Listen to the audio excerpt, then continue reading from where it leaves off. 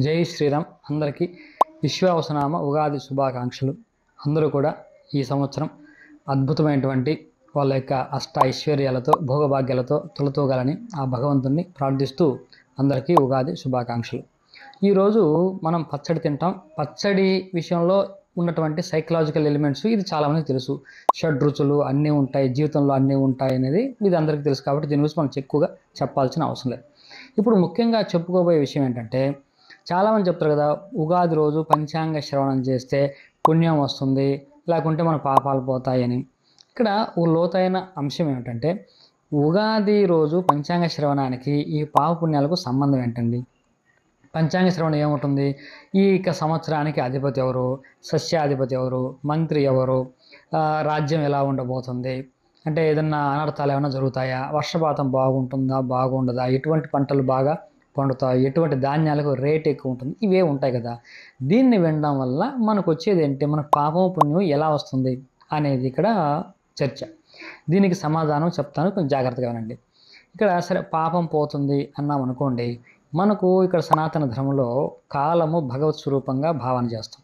అంటే సంవత్సరానికి కానీ, ఆయనానికి కానీ, తర్వాత మాసానికి కానీ, తిథికి కానీ, నక్షత్రానికి కానీ దానికి అధిదేవత ఉంటారు.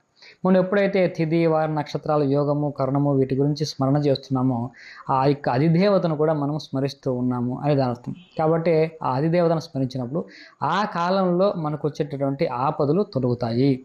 కాబట్టి ఆ యొక్క పాపాలు ఏమన్నా ఉంటే నశిస్తాయి అనేది ఇక్కడ లోతైనటువంటి విషయం. రెండవది, మరి పుణ్యం ఎలా వస్తుంది అంటే, పుణ్యం కూడా వస్తుంది.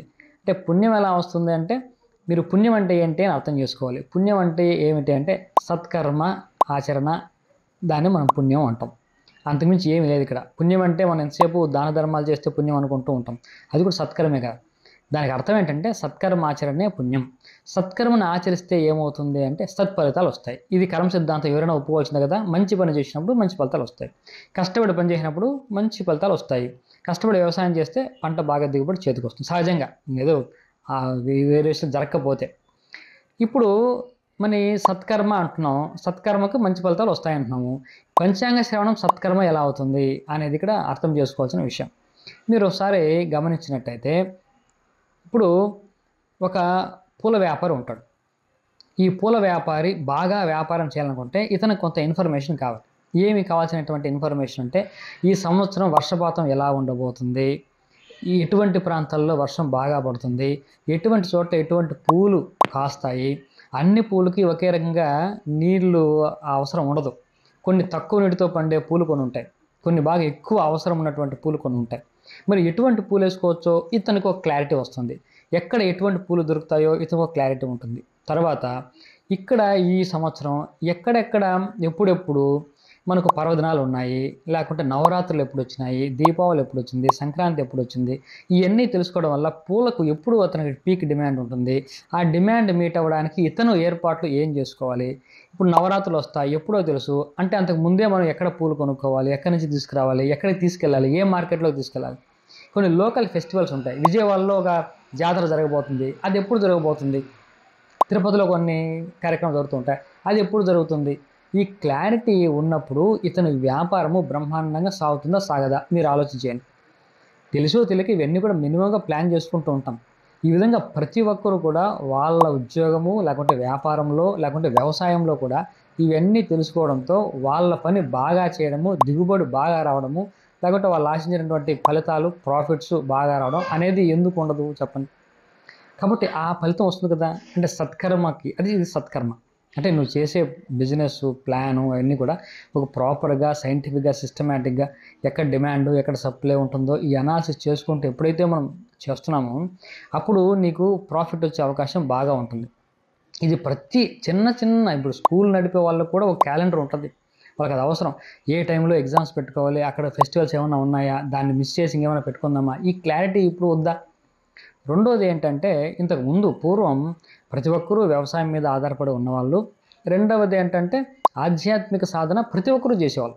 ఈ ఆధ్యాత్మిక సాధన చేసే వాళ్ళకి గ్రహణం ఎప్పుడు వస్తుంది, ఏకాదశి ఎప్పుడు, ద్వాదశి ఎప్పుడు, పర్వదినాలు, అమావాస్య ఎప్పుడు, పౌర్ణమి ఎప్పుడు, కనీస జ్ఞానం తెలుసుకోవాలి. దాన్ని బట్టి వాళ్ళు ఏంటంటే వాళ్ళ మిగతా కార్యక్రమాలన్నీ పక్కన పెట్టి ఏకాదశి రోజు ఉపవాసానికి సిద్ధమవుతారు. పౌర్ణమి, అమావాస్య రోజు కొన్ని సాధనలు చేసుకుంటూ ఉంటారు. కాబట్టి గ్రహణం వస్తే మంత్ర సాధన చేసుకుంటూ ఉంటారు. ఇయన్నీ కూడా ప్లానింగు జీవితాన్ని ప్రాపర్‌గా అరేంజ్ చేసుకుంటూ ఉంటారు.